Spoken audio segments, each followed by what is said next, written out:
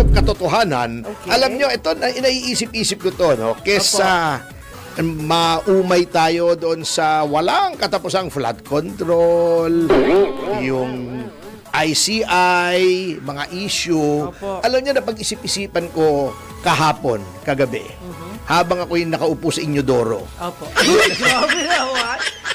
Hindi, alam mo, pag nakaupo ka sa Inyodoro, marami kang naiisip noon eh. Ha? O habang umiiri ka, gumagana yung utak mo kasi yung sirkulasyon ng dugo mo lumalakas. Yung walang class no, dapat toilet bowl.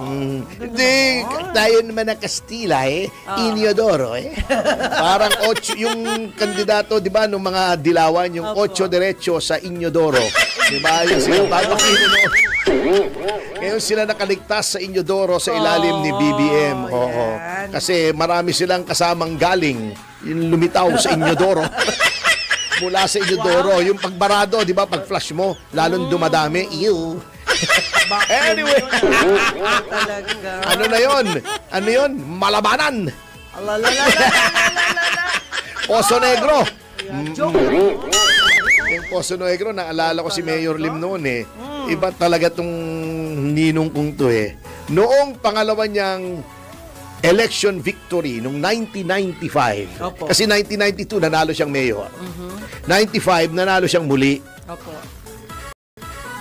May mga aligasyon o nandaya daw siya, sabi nung kampo ni former Mayor Mel Lopez. Okay. So yung mga rallyista, nag-mobilize sila, mga nagrarally, mga 5,000 tao siguro sa harap ng City Hall Manila, yes. sa Manila.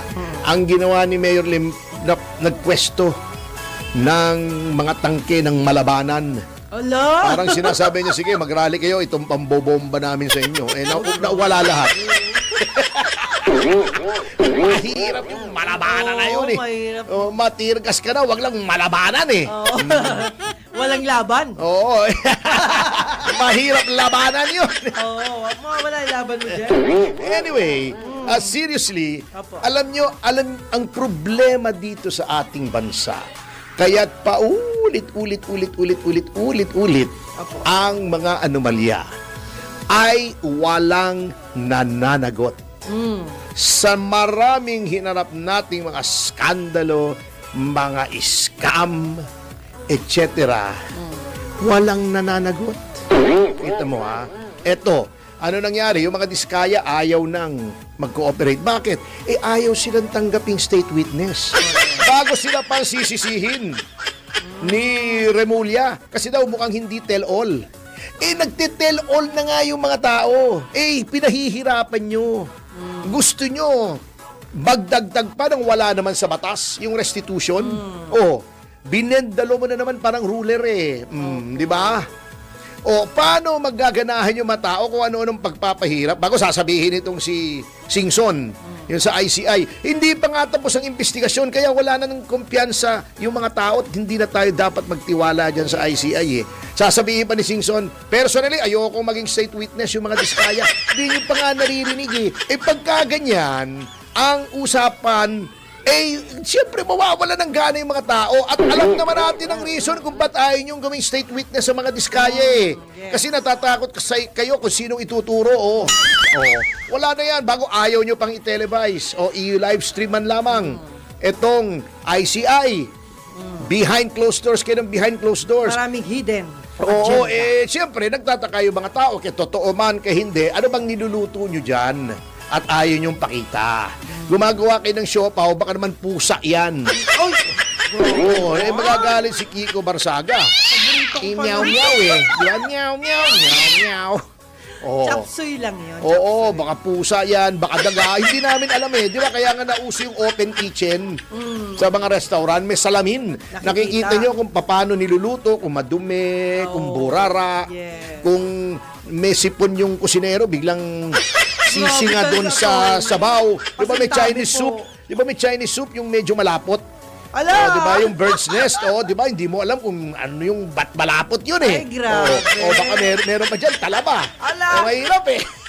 Masintabi sa mga kumakain. At saka yung mga bola-bola, di ba? Yung mga siomay, hindi mo alam, so kilikili. Grabe. Hindi mo natin malaman eh. Paborito ko yun Biglang bumahing dun sa chapsuy. Hindi, kaya nga nagkaroon ng open kitchen. Yun ang transparency. Yun. Oo. Sige na nga. Ibig sabihin, hindi, seriously, Opo. mas may kumpiyansa ka kung nakikita mo Nakikita kung anong mo. ginagawa. Parang itong tech natin, di ba? Nakikita Hindi mo alam natin. kung medyo mali yung cue ng mga sound effects. Alam mo kung sinong nakaupo. Alam mo kung sinong sisisihin mo. Kung nakatakip yan. Si June. Reyes yan. Si June Reyes. Kung hindi mo alam, kung nakatakip yan, hindi mo alam kung mumurahin mo si Wenner o si June Reyes. Di ba? Ano talaga yun? Kita mo, umpisa natin ha. Yes! Sige. Isa-isahin natin. Isuriin natin ang mga iskandalo. Ito, Ayan. unang-una. Unahin na natin yung Dacer Corbito. Alauna. Crime of the decade. Okay. May nanagot ba? Wala. Why? Sapagkat, ito ang pinakamabigat na nangyari dyan sa Dacer Corbito. Okay. May warrant na si Senator Lacson. Ito katotohanan na hindi ko sinisiraan si Senator Lacson. Nagsasabi lamang ako, all of these are on record. Okay. Nagkaroon ng warrant. Alam ko to personally kasi ako yung abogado. Opo. Isa sa mga abogado nung witness, si Mangkaw. Okay. So, nagkaroon ng warrant. Lumitaw si Mangkaw, bumalik. Sinabi si Senator Ping ang mastermind. Sumumpa siya. Sinabi ngayon, nag-apologize na. Siyempre, marami na nangyari in between. Opo. Pero noon, talagang sinusumpa sa amin. Mabuhay, mamatay, yun ang testimony ko. Anyway, pumunta na tayo sa mga events, yung time frame. Nagkaroon ng warrant from Judge Telma Medina. Opo. Nagtago si Ping. Sinabi pa, I'm a fugitive from injustice. Injustice daw yun. Siyempre, sino pa ka naman para maghusga na injustice? Dapat harapin mo, di ba? Okay. Nawala siya bigla, hindi mahanap. Nag-wanted pa kami ng DACC. Okay, that was the time of Gloria Macapagal Arroyo. Bago siya nawala, nag-privilege speech pa siya, sinasabi sa akin, ayan, si Topacio, yan nakikita sa Malacanang, nakikipagsabuatan kay FG. Hinamon ko siya. Sabi ko sa kanya, Mr. Senator, hindi ko kilala yung kamoting yan si FG. In fact, kalaban namin yan ni Erap That time. Bakit naman ako pupunta sa Malacanang? Anong pakialam ko sa Malacanang? Hindi ako matatawag dyan Erap ako Sabi ko, Mr. Senator, ganito gawin natin. Magpa-lie detector test tayo dyan mismo sa session hall ng Senado. Nasa dyaryo yan. Opo. Pag totoo, pagka hindi totoo ang sinasabi ko na hindi ko kilala si FG at ako'y pumupunta sa Malacanang. Pagka tinanong niyo ako kung totoo hindi at lumabas na hindi totoo, nagsisinungaling ako, nakilala ko si FG Arroyo, at ako'y pumupunta sa Malacanang, isosoli ko yung aking lisensya sa law, hindi na ako magpa-practice kahit yan ang bread and butter ko. Ang tindi naman. Pero pag napatunayang mali yung sinasabi nyo, mag-resign kayo as senator. Baka alam mong sasabihin palusot. Hindi. Yung lie detector test, namamanipulate yan. Oo, namamanipulate kung ikaw ay highly trained. Halimbawa, CIA ka, secret agent ka, o James Bond ka, o Agent O210.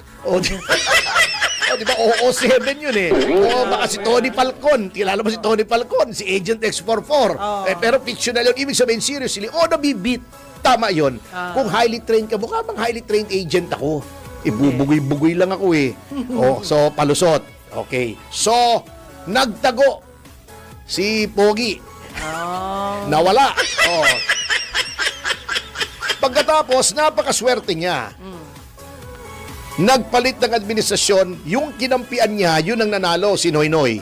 Ayun. Anong ginawa? Nag-iba na yung Solicitor General, nag-iba na yung Secretary of Justice. Alam mo ba na umangat siya o nag-apila siya sa Court of Appeals on the finding of probable cause. Yung Court of Appeals, kinampian siya. Sinabi, walang probable cause. Yung warrant, walang visa. Okay, Court of Appeals pa lamang yun. Okay. Ang dapat nag-apila noon ay ang Office of the Solicitor General. Okay, sino Solicitor General noon? Di tao na. ni Noynoy, kakampi na siya ni Noynoy. Okay. O lumitaw na siya.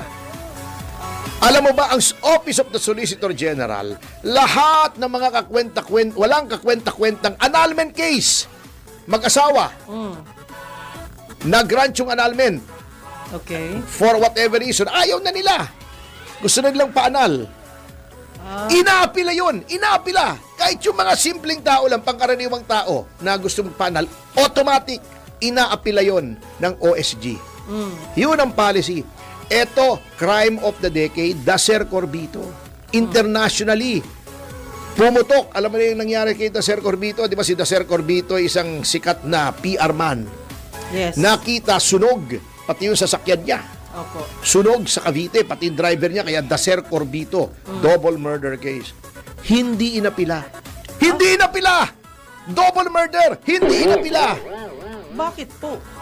Siyempre, kakampi nila si Senator Lacson. Judgment call daw niya. Kinonfront ko siya niyan eh. That time.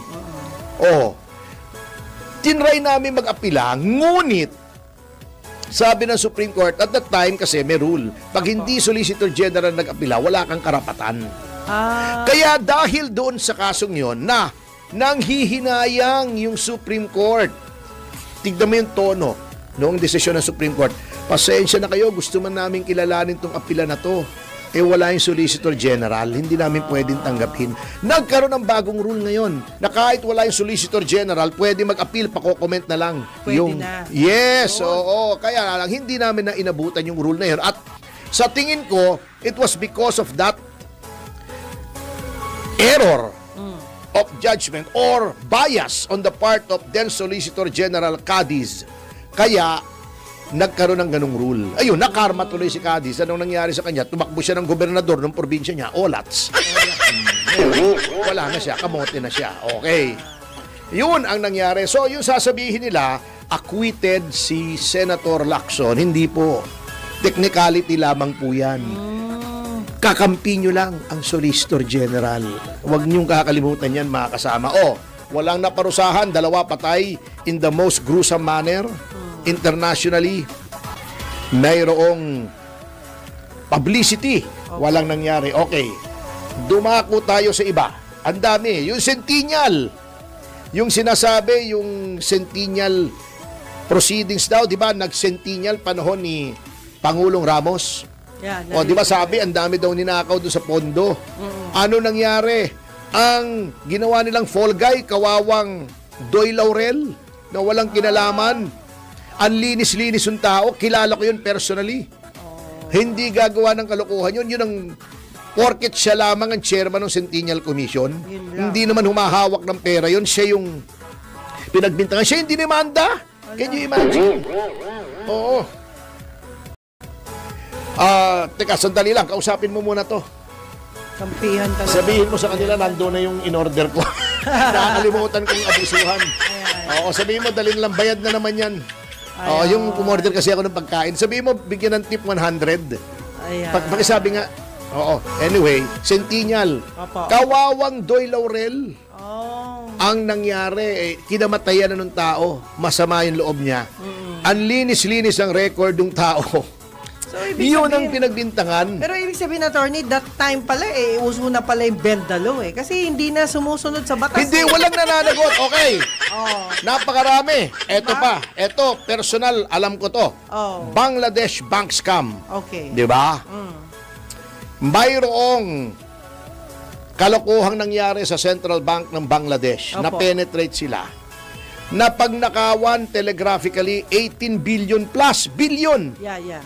Ha? Dito sa Pilipinas dinala yung pera. Yes. Pinarti-parti rito. Nagreklamo siyempre ang Bangladesh. Yeah. Ha? Nagkaroon ng Senate investigation. Panahon ni TJ Ginggona, siya yung Blue Ribbon Committee chairman. Yung si TJ Ginggona, sayang, nanghihinayang ako dyan. Maayos na tao yan. Lahat ng karapatan ng mga resource persons, iginalang. Iginalang. Dapat ganun. Pag sinabi mong, we're sorry, meron na pong criminal case yan, kapafile lang 3 days ago, we invoke our right to remain silent kasi baka gamitin sa amin sa criminal case. Ayun. I-recognize niya. Galing, ano? The right against self-incrimination, sabihin mo, we are sorry po. Ang sabi ng abogado ko, baka magkaroon daw ng self-incrimination, gagalangin niya yon. Okay.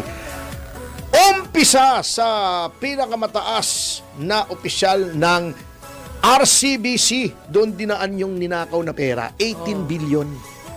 Si Lorenzo Tan, Vice President, legal, etc. May mga negosyante pa, si Kim Wong, meron pa yung foreign exchange kung saan pinalit yung pesos into dollars, etc. etc. Dollars into pesos, kung hindi ako nagkakamali. Alam nyo kung sinong nademanda? Sino po? 18 billion, ha? Yung kawawang branch manager ng Jupiter branch ng RCBC, si Maya Digito. Sa kanya napunta yung sisi. Matindi yun. Sa kanya napunta, siya lang. Walang opisyal ng bangko na nademanda. Walang manager. Yung money changer, kung hindi pa kami nangulit, hindi pa madedemanda. Can you imagine that, no? Wala Pero nangyari. Pero ang pagkakatanda ko sa nabalik yan, diba? Nabalik. Yung iba, nabalik. Pero mo kawawang-kawawa ang Bangladesh. Isa sa mga pinakamahirap na bansa. Na nakawan mo pa ng 18 billion pesos. Ano ba naman yan? Kawawa yung, alam mo, nakasabay ko sa TV show, sa CNN, nung may CNN pa rito, yung ambassador ng Bangladesh, si Gomez, Ambassador Gomez. Alam mo sa kahihiyan ko, sabi ko, Mr. Ambassador, on behalf of the Filipino people, we'd like to apologize for the acts of our countrymen. Nahihiya ako yan. Isa yan. Yung bank manager, kawawa. Ano ba naman, yung ba naman makakagawa ng ganon? Kung hindi kinlir ng mga nasa taas. Ang nangyari, fine lang, pinagmulta lang ng 1 billion ng RCBC. Ano yung 1 billion? Kaya hindi mo masuheto. Okay, number 3 bago tayo mag-break. Yung Mahindra, panahon ni Secretary Rojas, panahon ni President Aquino. Di ba yung PNP natin, ayan, tanong mo sa mga pulis kung gaano kasama loob nila dyan. Kailangan ng palitan yung mga sasakyan ng mga pulis. Ang dami-daming pwede mag-supply ng reliable, maraming pyesa. Meron ditong dealership network sa Pilipinas. Nandiyan ang Toyota. Diba? Nandiyan ang Mitsubishi. Ang dami, Isuzu. Matibay ang Isuzu, yung diesel ng Isuzu. Ang dami, bukod pa dyan. Anong in-order ng ating pamahalaan nung DILG Secretary si Rojas? Mahindra. Hindi ko minimenos ang gawa ng India. Maraming magagandang gawa ang India. Pero kung mas mahal pa nga, bakit Mahindra ang iyong i-order? Matibay, ngunit yung pyesa, pwede ka bang pumunta ngayon sa Evangelista, bumili ng pyesa ng Mahindra? Hindi. Toyota. Sabi nga ng tatay ko, kahit sa butika, merong pyesa ng Toyota. Maraming nakakaalam mag-repair ng Toyota. Etong Mahindra, para lang masabing may parts network, nagbukas ng ilan? Mga 5. Kunyari lang may network dito, dealership network, para lang makapag-comply dun sa requirement na yun. Can you imagine Mahindra ngayon? Bihira ng wala na halos. Meron ako nakikita 1, 2. At saka, ayaw ng mga pulis kasi hindi daw komportable. Masakit sa likod. Tanong mo sa isang kapatid natin, si Kaema Libunaw, na nag-retire bilang kernel. Masakit sa likod. Hindi yun ang design niya pang-pulis pang off-road. Bakit hindi Toyota? Bakit hindi Mitsubishi? Bakit hindi Isuzu? Ibig sabihin, mahina ang utak ng nagdesisyon. Hindi mahina. Matalino. Matalino ba yun? Matalino. Bakit? Alam na natin. Matalino yun. Parang control din yan. Hindi mahina, matalino. Anyway, sa notang yan ay magbabalik ang Yes! Mga inutil kayong mga ICI kayo dyan. Mag-resign na kayo. Willing kayo to compromise para may transparency. Ang gagago nyo talaga, no? Kayo pa willing mag-compromise sa amin, sa mga tao. may constitutional right kami to information, di ba? Mga gago kayo dyan.